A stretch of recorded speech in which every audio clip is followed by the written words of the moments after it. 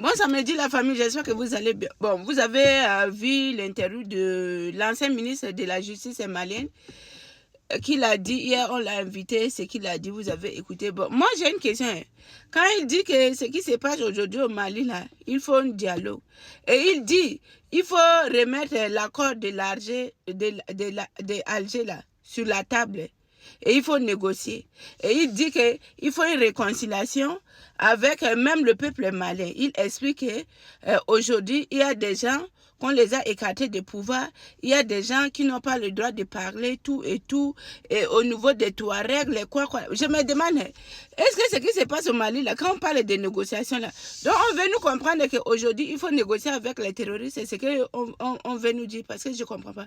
Parce que lui-même, il dit, le pouvoir est en train de sombrer la population malienne dans le gouffre. Et la seule sortie de cette crise-là, c'est seulement que ça doit passer par un dialogue.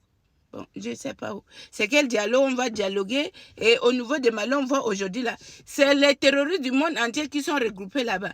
Bon, dans ce cas, on va négocier avec les terroristes là. On va négocier. Je ne comprends pas. On dit au Mali, non, les gens ne parlent pas. Les gens sont écartés de pouvoir. Et il dit même que depuis, après la mort de notre héros Sadio Kamara, présentement, le pouvoir est en train de faire la chasse aux sorcières. On arrête les gens pour arrêter par rapport à ce qui s'est passé. Et même, ils ne sont pas capables de faire les choses maintenant pour montrer aux Maliens que non, ils sont capables. Ils peuvent arrêter les gens pour arrêter. Vraiment, ce qui se passe au Mali, on arrête les gens pour arrêter. C'est complice là, on les arrête parce qu'on veut arrêter quoi. C'est ça que vous voulez nous dire? Et non, le Mali, vraiment, c'est grave.